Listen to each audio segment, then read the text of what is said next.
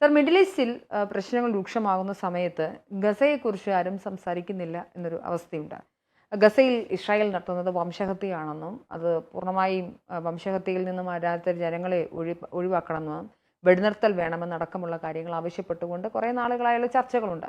ഇതിൻ്റെ ഭാഗമായി കഴിഞ്ഞ ദിവസം യുണൈറ്റഡ് നേഷൻസിൻ്റെ പൊതുസഭയിൽ 193 രാഷ്ട്രങ്ങൾ ഉള്ള ജനറൽ അസംബ്ലിയിൽ ഒരു വോട്ടെടുപ്പ് നടത്തുന്നു. അത് സ്പെയിനാണ് കൊണ്ടുവന്നത്. പ്രധാനമായും പറഞ്ഞിരുന്നത് ഗസയിൽ ഇസ്രായേൽ വെടിനിർത്തൽ നടപ്പിലാക്കണം എന്നുള്ളതാണ്. പക്ഷേ സ്പെയിൻ കൊണ്ടുവന്ന ഈ പ്രമേയത്തെ 149 രാഷ്ട്രങ്ങൾ അംഗീകരിച്ച് വോട്ട് ചെയ്തപ്പോൾ ഇന്ത്യ മാറി നിൽക്കുന്ന ഒരു സാഹചര്യമുണ്ട്. ഇന്ത്യ വോട്ട് ചെയ്തില്ല. വോട്ട് ചെയ്താൽ മാറി നിൽക്കാനുള്ള അധികാരമുണ്ടല്ലോ. അങ്ങനെ ചെയ്ത സാഹചര്യത്തിൽ പ്രിയങ്ക ഗാന്ധി അടക്കമുള്ള ആളുകൾ ഇതുമായി ബന്ധപ്പെട്ടിട്ട് കഴിഞ്ഞ ദിവസം അവരുടെ സ്റ്റേറ്റ്മെൻറ്റൊക്കെ പറഞ്ഞിരുന്നു. ഇന്ത്യ ഗസയെ ഒറ്റുകൊടുത്തു, അത് ഇന്ത്യ ഇസ്രായേലിനൊപ്പമാണ് എന്ന് പറയുന്ന ഒരു സാഹചര്യം ഉണ്ടാകും. നമുക്കറിയാം, ഇന്ത്യയുടെ ഏറ്റവും വലിയ സ്ട്രാറ്റജിക് പാർട്ണറാണ് ഇസ്രായേൽ. മാത്രമല്ല, ഗസയിൽ എന്താണ് ഇസ്രായേൽ ചെയ്യുന്നത് എന്ന് ലോകത്തിന് ബോധ്യപ്പെട്ട വളരെ കുറച്ച് രാഷ്ട്രങ്ങളിലൊന്നാണ് ഇന്ത്യ.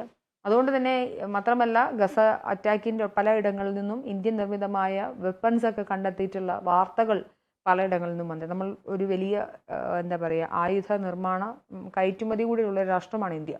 അപ്പം സ്വാഭാവികമായും ഒരുപാട് ഡീലുകൾ ഓരോ രാഷ്ട്രങ്ങളുമായി നയതന്ത്രബന്ധപരമായി നമുക്കുണ്ട്, ഡിപ്ലോമാറ്റിക് റിലേഷൻഷിപ്പ് ഉണ്ട്. ഇതിൻ്റെ ഭാഗമായതുകൊണ്ട് തന്നെ ഇന്ത്യക്ക് അതിൻ്റെ രാഷ്ട്രീയമായാലും ഏത് തരത്തിലായാലും ഇസ്രായേലിനെതിരായ ഒരു കാര്യത്തിൽ വോട്ട് കുത്തുക എന്ന്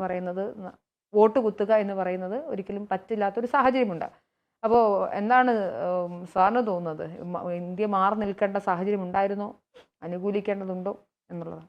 നമുക്ക് ഏറ്റവും വലിയ പ്രതിസന്ധി വന്ന ഒരു ഘട്ടമാണ് നമ്മളും പാകിസ്ഥാനുമായിട്ടുള്ള ഓപ്പറേഷൻ സിന്ദൂർ അറ്റാക്ക്. ആ സമയത്ത് നമ്മൾ അമേരിക്ക നമുക്ക് അനുകൂലമായിട്ട് പറയും എന്ന് നമ്മൾ പ്രതീക്ഷിച്ചു. നമുക്ക് ഒരുപാട് യൂറോപ്യൻ രാഷ്ട്രങ്ങളെ നമ്മൾ സമീപിച്ചു. നിങ്ങളെല്ലാം ഭീകരവാദത്തിനെതിരായി പറയുന്നവരാണ്, നിങ്ങൾ നമുക്കൊപ്പം നിൽക്കും, ഭീകരവാദത്തിനെതിരായെങ്കിലും പറയണം എന്ന് പറഞ്ഞു. പറഞ്ഞില്ല എന്ന് മാത്രമല്ല, അവരെല്ലാം വളരെ അർത്ഥഗർഭമായ നിശബ്ദതയിൽ ആണ്ടുപോയി എന്നുള്ളതാണ്. ആ സമയത്ത് ഇന്ത്യയെ സഹായിച്ച ഏക രാഷ്ട്രം ഇസ്രായേലാണ്. അപ്പോൾ നിങ്ങളെ ഒരു അന്തരാള ഘട്ടത്തിൽ സഹായിക്കുന്നവനെ അവരെ എല്ലാവരും വളഞ്ഞിട്ട് ഒരു വോട്ടിങ്ങിലൂടെ ആണെങ്കിൽ പോലും പ്രതിരോധിക്കുമ്പോൾ നിങ്ങൾ ആർക്കൊപ്പം നിൽക്കണം എന്നുള്ളതാണ് ചോദ്യം. ശരിക്കും പറഞ്ഞാൽ ഇസ്രായേലിനൊപ്പം നിൽക്കേണ്ടതായിരുന്നു, പക്ഷേ ഇന്ത്യ അത് നിന്നില്ല. കാരണം അപ്പുറത്ത് ഹമാസ് അല്ലെങ്കിൽ ഗാസയുടെ പ്രശ്നം എന്ന് പറയുന്നത് ഒരു വേദനാജനകമായ പ്രശ്നമാണ്, പട്ടിണിയുടെ പ്രശ്നമാണ്, ദൈന്യതയുടെ പ്രശ്നമാണ്, പീഡനത്തിൻ്റെ പ്രശ്നമാണ്, എല്ലാമാണ്. അപ്പോൾ നമുക്ക് ഇസ്രായേലിനെ അനുകൂലിക്കാൻ അവിടെ കഴിയില്ല. അതുകൊണ്ട് നമ്മൾ നിശബ്ദത പാലിച്ചു. നിശബ്ദത പാലിച്ചാലും അനുകൂലിച്ചാലും പ്രതികൂലിച്ചാലും ഒക്കെ ജനറൽ അസംബ്ലിയെ സംബന്ധിച്ചിടത്തോളം അതിൻ്റെ ഫലം യാതൊന്നുമില്ല എന്നുള്ളതാണ് സത്യം. അത് വെറും ഒരു ആൾക്കൂട്ടം നമ്മൾ സെക്രട്ടേറിയറ്റിന് നടയിൽ മുദ്രാവാക്യം വിളിച്ചുകൊണ്ട് പോകുന്ന പോലെ മാത്രമേ ഉള്ളൂ. അത് അകത്തിരിക്കുന്നവർക്കും പുറത്തിരിക്കുന്നവർക്കും കാണുന്നവർക്കും ഇതിലൊന്നും യാതൊരു കഥയുമില്ല എന്നുള്ളതാണ് സത്യം. അതേസമയം സെക്യൂരിറ്റി കൗൺസിലാണെങ്കിൽ പിന്നെയും അതിനകത്തൊരു പ്രസക്തിയുണ്ട്. ഇതിന് യാതൊരു പ്രസക്തിയും ഇല്ലാത്തൊരു കാര്യമാണ്. ആ പ്രസക്തി ഇല്ലാത്ത കാര്യത്തിൽ നമ്മളോടൊപ്പം നിന്ന ഒരു വലിയ സുഹൃത്തിനെ നമ്മൾ വെട്ടിക്കൊടുക്കണമോ പോലെ ചെയ്യണമോ എന്നുള്ളതായിരുന്നു ഇന്ത്യയുടെ മുന്നിലുള്ള ചോദ്യം. അതുകൊണ്ട് നമ്മൾ അനുകൂലിച്ചുമില്ല, പ്രതികൂലിച്ചുമില്ല. ഇതിനകത്തൊരു പ്രധാനപ്പെട്ട കാര്യം കൂടി ഇല്ലേ, അതായത് ഹമാസ് ബന്ധികളെ വിട്ടുകൊടുത്താൽ, വളരെ ലളിതമായ ഇക്വേഷനാണ്. ഹമാസ് ബന്ധികളെ വിട്ടുകൊടുത്ത് കീഴടങ്ങുന്നു. ഗസയിൽ ഇസ്രായേൽ അതിക്രമം അല്ലെങ്കിൽ ഇപ്പോൾ ഈ സോക്കോൾഡ് നറേഷൻ പോലെ വംശഹത്യ ഇസ്രായേൽ അവസാനിപ്പിക്കും.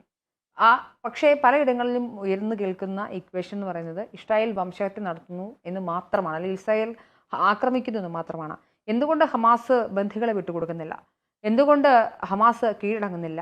എന്തുകൊണ്ട് ഈ മിലീഷ്യ ഗ്രൂപ്പുകൾ വീണ്ടും വീണ്ടും തോക്കും ആയുധശേഖരവും എടുത്തുകൊണ്ട് വന്ന് പ്രശ്നങ്ങൾ ഉണ്ടാക്കുന്നു? നമ്മൾ കണ്ടതാണ്, ഇസ്രായേലിൻ്റെ പ്രദേശത്തുള്ള അല്ലെങ്കിൽ ഇസ്രായേൽ അധീന പ്രദേശത്തുള്ള ഗസയിലേക്ക് ഭക്ഷണം എത്തിക്കുന്ന വണ്ടികൾ അല്ലെങ്കിൽ ചരക്ക് വാഹനങ്ങളെല്ലാം തന്നെ ആക്രമിക്കുന്ന ഹമാസ് ഭീകരരെ നമ്മൾ കണ്ടതാണ്. അപ്പം ഇപ്പോൾ പ്രിയങ്ക ഗാന്ധി അടക്കമുള്ള ആളുകളൊക്കെ ഇതിനെ വലിയ പൊളിറ്റിക്കൽ വെപ്പണായി ഇവിടെ യൂസ് ചെയ്യുമ്പോൾ അത് പ്രധാനമായും നമ്മളെല്ലാ ഘട്ടങ്ങളിലും കാണുന്നുണ്ട്. അതൊന്നും നമുക്കൊരു പുതിയ കാര്യമല്ല. മനസ്സിലാക്കേണ്ടുന്ന അല്ലെങ്കിൽ ഇവരൊക്കെ കാണിക്കുന്നൊരു രാഷ്ട്രീയ പക്വത, എന്തുകൊണ്ട് ഇവരാരും ഹമാസിനെ തള്ളിപ്പറയുന്നില്ല എന്നൊരു ചോദ്യം കൂടെ ബാക്കിയാവുന്നുണ്ട്. ഹമാസ് ഇവർക്ക് ഈ പറഞ്ഞതുപോലെ പൂർണ്ണമായ അർത്ഥത്തിൽ എന്താ പറയുക, സ്വാതന്ത്ര്യ സമര സേനാനികളാണ്. ഹമാസ് ഇവർക്ക് ഇസ്രായേലിൻ്റെ കാടത്തത്തിനെതിരെയുള്ള പ്രവർത്തിക്കുന്ന എന്താ പറയുക രാഷ്ട്രീയ നേതാക്കന്മാരെ പോലെയാണ് ഹമാസിന് ഇവിടെയുള്ള ആളുകൾ അഡ്രസ്സ് ചെയ്യുന്നത്. ഒരിക്കൽ പോലും ഇവരാരും തന്നെ ഹമാസിനെ തള്ളിപ്പറയുന്നില്ല എന്നൊരു സാഹചര്യം കൂടി വരുമ്പോഴാണ് സത്യത്തിൽ ഇതൊരു ഇരട്ടത്താപ്പാണെന്ന് നമുക്ക് പറയേണ്ടി വരുന്നത് അല്ലേ? ഇരട്ടത്താപ്പല്ല, ചെറ്റത്തരമാണെന്ന് പറയേണ്ടി വരും. കാരണം എന്ന് വെച്ചാൽ അവരുടെ ഉദ്ദേശം എന്ന് പറയുന്നത് ഹമാസിൻ്റെ പ്രശ്നമോ അല്ലെങ്കിൽ ഗാസയിൽ പിന്നെ കഷ്ടപ്പെടുന്ന ജനങ്ങളുടെ പ്രശ്നമോ ഒന്നുമല്ല. അതിനെ ചൂണ്ടിക്കൊണ്ട് ഇന്ത്യയിലെ ന്യൂനപക്ഷങ്ങളുടെ അല്ലെങ്കിൽ മുസ്ലിങ്ങളുടെ വോട്ട് തങ്ങളുടെ പെട്ടിയിലാക്കാനായിട്ടുള്ള ഒരു ശ്രമം മാത്രമാണ്. കാരണം വ്യക്തമായി നമ്മൾ ചിന്തിച്ചു കഴിഞ്ഞാൽ നമുക്ക് മനസ്സിലാകും ഈ ഇസ്രായേൽ ഹമാസ് പ്രശ്നമുണ്ടായത് എങ്ങനെയാണ്. അതിൻ്റെ ഒറ്റ കാരണം ഗാസയിൽ നിന്നുള്ള ആൾക്കാർക്ക് യഥേഷ്ടം ഇസ്രായേലിൽ വന്ന് ജോലി ചെയ്യാനും പിന്നെ അവർക്ക് ആദായം ഉണ്ടാക്കാനും തിരിച്ചു പോകാനും ഒക്കെയുള്ള സൗകര്യം അവർ ചെയ്തു കൊടുത്തിരിക്കുകയായിരുന്നു വർഷങ്ങളായിട്ട്. ഇസ്രായേലിൽ നിന്ന് ഗാസയിലേക്ക് വൈദ്യുതി, അതുപോലെ തന്നെ ജലം, മറ്റ് സൗകര്യങ്ങളൊക്കെ അവർ പലപ്പോഴും ചെയ്തു കൊടുത്തുകൊണ്ടിരുന്ന ഒരു രാഷ്ട്രമാണ്. ശരിക്കും പറഞ്ഞാൽ ഒരു അയൽ രാഷ്ട്രത്തിനെ പോലെ ഇസ്രായേൽ കരുതിക്കൊണ്ടിരിക്കുമ്പോഴാണ് 1200 പേരെ വധിച്ചുകൊണ്ട് 250 പേരെ ബന്ദികളാക്കി കൊണ്ടുപോയി ഈ യുദ്ധത്തിനുള്ള സാഹചര്യം ഒരുക്കിയത് ഹമാസാണ്. അപ്പോൾ ഹമാസ് അതിലൊരു വലിയ തെറ്റ് ചെയ്തിട്ടുണ്ട്.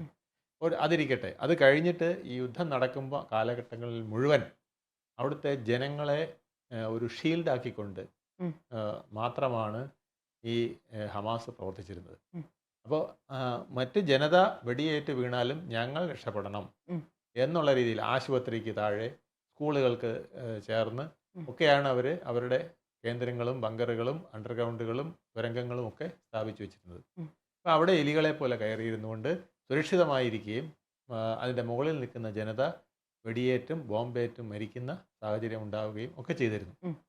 അതെല്ലാം കഴിഞ്ഞ് യുദ്ധം ഏതാണ്ട് തീരാറായി എന്നുള്ളൊരു അവസ്ഥ വന്നിട്ട് പോലും അവർക്ക് വേണ്ട സൗകര്യങ്ങൾ ചെയ്തു കൊടുക്കരുത് എന്നുള്ളതാണ് ഇപ്പോഴും ഹമാസ് കൈക്കൊള്ളുന്ന നിലപാടുകൾ എന്നല്ലേ കാണിക്കുന്നത്. അപ്പോൾ അതിനെ ആരും അപലപിക്കുന്നില്ല എന്നുള്ളത് ആണ് ഒരു പ്രധാന പ്രശ്നം.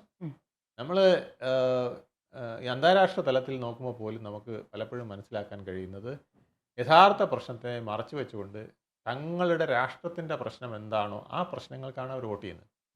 149 പേര് വോട്ട് ചെയ്തിട്ടുണ്ടെങ്കിൽ ആ 149 പേരും വോട്ട് ചെയ്തത് അവിടുത്തെ പാവങ്ങൾ, അതിൽ കുറച്ച് പേരങ്ങനെ ഉണ്ടാവാം, പക്ഷേ ബഹുഭൂരിപക്ഷവും വോട്ട് ചെയ്തിട്ടുള്ളത് അവരുടെ രാഷ്ട്രത്തിൻ്റെ താല്പര്യം എന്താണ് അതിനു വേണ്ടിയിട്ടാണ് അവർ വോട്ട് ചെയ്തിരിക്കുന്നത്. അല്ലാതെ അവിടെ പൊഴിഞ്ഞ കണ്ണീര്, അവിടുത്തെ ചോരക്കളം, അവിടുത്തെ ദുഃഖം, ഇതിലൊന്നുമല്ല അവർ വോട്ട് ചെയ്തിരിക്കുന്നത്. ഇതൊന്നും ആർക്കും പ്രശ്നമല്ല. അങ്ങനെയാണെങ്കിൽ ഈ യുദ്ധം എങ്ങനെ ഉണ്ടായി, ഇതിൽ ആര് കുറ്റക്കാർ, അതൊന്നും ആരും ചോദിക്കുന്നില്ലല്ലോ. അതൊന്നും വിചാരണ ചെയ്യാതെ ഇപ്പോൾ നമ്മൾ വെറും കള്ളക്കണ്ണീർ പൊഴിക്കുന്ന ഒരു വിഭാഗമുണ്ട് എന്നുള്ളത് മറക്കാൻ കഴിയില്ല. അതാണ് ഇന്ത്യയും അപ്പോൾ അത്തരത്തിലൊരു സ്റ്റാൻഡാണ് എടുത്തിരിക്കുന്നത്. നമുക്ക് നമ്മുടേതായ ഒരു രാഷ്ട്രീയ സ്റ്റാൻഡുണ്ട്, ആ സ്റ്റാൻഡാണ് ഇപ്പോൾ എടുത്തിരിക്കുന്നത്. അത് മനസ്സിലാക്കാൻ ഇവിടുത്തെ പ്രതിപക്ഷത്തിന് കഴിയില്ല. കാരണം അവരും മറ്റ് രാഷ്ട്രങ്ങളെ പോലെ ഇറുക്കി അടച്ചുകൊണ്ട് മറ്റെന്തോ വിലപിക്കുക മാത്രമാണ് ചെയ്യുന്നത്.